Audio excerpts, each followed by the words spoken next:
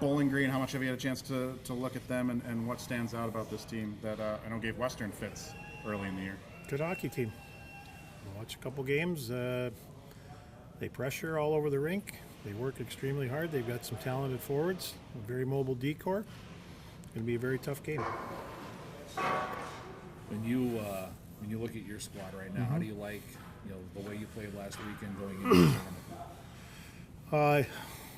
Well, we beat two pretty good teams. I didn't like how we started at all on Saturday. Championship game. I thought we stayed with the game and got better. I thought Mikey's goal was big. It settled us down, but we've got to be more of a faster starting team for sure. That game could have easily been 2 or 3-0, and we're digging out of a hole. And we did that to teams last year. At the end of the year, had quick starts, and we were a good team earlier in the year with fast starts. So we've got to remedy that. We've got to be better offensively and generate more offensive chances. It starts with working harder offensively and getting pucks to the net.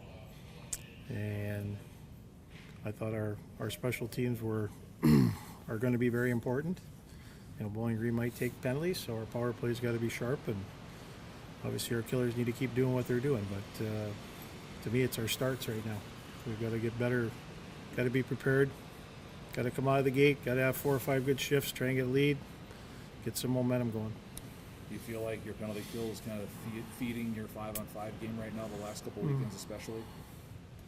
Well, I don't know. They're just doing their job. I mean, obviously they kill a penalty, it does generate some momentum, and obviously they got a big shorthanded goal for us too. So I like where they're at right now, and obviously our power play's got to get on track here a little bit, be a little bit hungrier to score, get more pucks to the net, just like our 5-on-5 offense. How much do you rely going into these tournaments on the experience that you have, especially this group where you've got seniors that have never not made the NCAA tournament? Well, I think it's important. I mean, those guys are the ones that have been through it. Some of them have been through it, for 3 years. Parker and a couple of our seniors, Billy, and those guys need to obviously be a good voice in the room. The other guys, it's always exciting, when you're a first-year guy. But this whole group is, most of this group has gone through it, so it's important that we use that to our advantage. Scott, earlier in the year you said that you didn't call your lines 1, 2, 3, 4. That's probably never been more true than Saturday night, where it didn't matter. Every line was a number 1 line. Well, we had a lot of different ones, I know that, but it's just Did the way. you ever calculate how many combinations you used? No. It'd be fun to do. Just got to do what you got to do. I mean, everyone they were short too, and teams get shorthanded, so you make do with what you got, and you try some different things. So it wasn't any different than any other coach would do.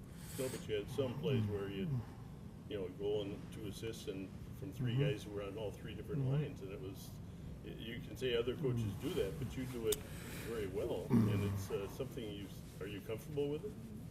Well, when you're in those situations, you don't have a lot of choice, actually, Right. number one. But, you just try and keep guys in it and move some different guys around. You got some different plans, and, you hope that they work out. Scott, how solid has Billy Exel been for you in this postseason, especially last weekend in St. Paul? He's played good, But, again, it's expected. He's a senior. He's had a good year for us. I mean, obviously, it's not always it's not points with Billy. It's the way he plays. He brings the energy, the speed. He can create a lot of problems with that on the forecheck and certainly on the penalty kill. And does have the ability to score goals, but maybe they haven't come. But if the one he got on Saturday is the only one he gets the rest of the year, it was a big goal for us. So sometimes it's not about how many; it's the timeliness of goals, and if they're big goals. But he's played well for us. His elevation to play kind of remind you what some seniors did last year for this team to help them win the national championship? I don't know, not really. I mean, I think Billy's had a good year.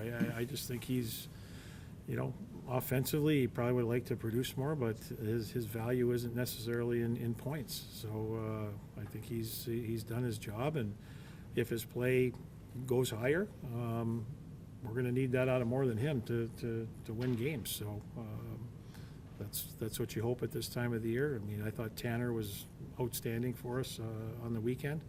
So it's guys like that might not get all the accolades during the year that are important pieces and certainly can step up and do good things like those two did. We've seen Noah play center as Billy, another option at center if you guys are shorthanded again. Well, he's practicing there this week, so we'll see. Coach, talk about how tough it is to prepare not only for a team that you haven't seen for such a long time, but if you guys are able to move on, not to look ahead or anything, but when you're in a region with teams that these guys have never seen before. Well, I don't think it's hard. I mean, first and foremost, it's about your team and how you need to play. I mean, this time of the year, everybody's good. Probably the biggest thing you watch is some special teams and maybe some tendencies, but I don't think it's any different. If our team's not doing the things we need to do, no matter who we're playing, it doesn't really matter. So, and certainly if you start looking ahead, you're not going to be advancing. So it's about a short-term focus. It's about just zeroing in on the game you need to, and if you advance, you worry about that later. For the players, it's about playing the way we need to play, and we need to get better at that. Like I said, the starts of our games, the consistency over the 60 minutes, those are important things. But at this time of the year, you don't have to be perfect to win games. You've got to do enough. Saturday was a game very similar to that. And you're going to be in games like that where it might not go your way for parts of the game, but you got to just stay with the game. And I thought our guys did a real good job of that as the game moved on. Shep has been playing really well, but how important is it going to be for the guys to play well in front of him so that he's not put in so many pressure situations?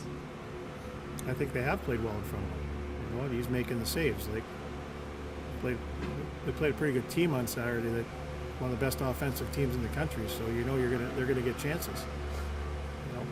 I just don't want us to feed the chances. They're gonna work hard to get their chances, just like any good team. But we can't turn pucks over or make soft plays. Defending, I think if you look at our numbers, we're a pretty good defensive team. And we're counting on our goalie to make the save when he needs to, no matter what the situation. Their job is to make sure there's not a second and third.